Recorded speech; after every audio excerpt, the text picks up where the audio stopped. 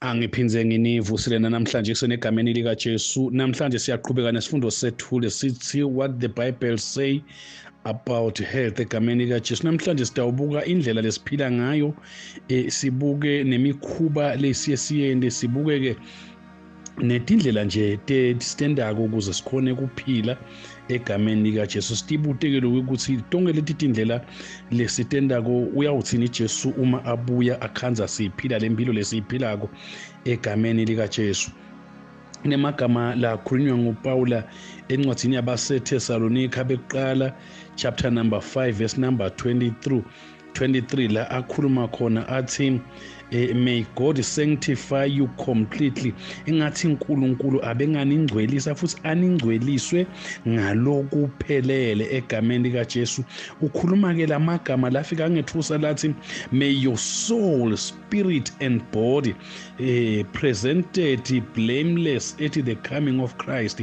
Ngimangaliswa mina ngilokuthi kani umuntu naye uyiTrinity kani Paul songembulele egameni lika Jesu. Bengimati uNkulunkulu ukuthi ungumthathu emunye, but bengingakanaki lokuthi nemuntu ungumthathu emunye. Uthi Paul nakakhuluma kule Thesalonika 5:23 uvetelo kwekuthi nasikhuluma ngekungcweliseka kwemuntu akangcweliseke kuleti gaba letinzathu letakha umuntu lophelele le Trinity yemuntu. Hayi, no wonder uNkulunkulu asinakadala umuntu athi asimakhe ngemfanekiso wethu. Ngalamanye amagama umuntu unayo iTrinity, the soul, spirit and the body egameni lika Jesu. Uthi ayipresent ibe blameless, ingabi nasici ekubuyeni kwenkosi Jesu Kristu egameni lika Jesu. Kuyasifundisa lokho bantu abakethu egameni lika Jesu ukuthi uma ngabe sitawungcweliswa ngalokuphelele, ngako ke umtimba wethu ngeke ube contaminated. Even the soul cannot be contaminated, even our spirit cannot be contaminated. Angeke ungcoliseke egameni lika Jesu. Uma ufunza 1 Thessalonians chapter 4 verse number 3, khona ke Paul ukhuluma lamagama lathi kuyinzandvo yaNkulunkulu ukuthi thine singcwelise ke uNkulunkulu ufisa ngazuthi uthanza ngazuthi thina singahlala singcwele sihlandekile, nasethi silibandla laNkulunkulu sibe libandla lelingcwele lelihlandekile. Uze eluleke Paul athi sukani ku sexual immorality, yekelani kuhamba netiphingi netingwababane, ngoba umuntu lo wenda njalo uyawungcolisa umtimba wakhe egameni lika Jesu. Uphinza aqhubeke Paul avete lamagama.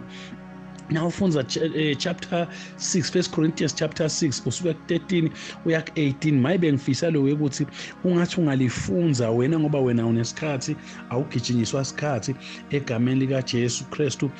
Uthi Paul nakakhuluma usho lamagama la wakhulume kubaseThesalonika uthi kulaba baseKorinte uveta uthi umtimba wemuntu awusiwe buphingi nebugwala. It is not for sexual immorality egameni lika Jesu. Uthi ungawunikeli umtimba wakho etingwaba babeneni nasetiphingini egameni lika Jesu.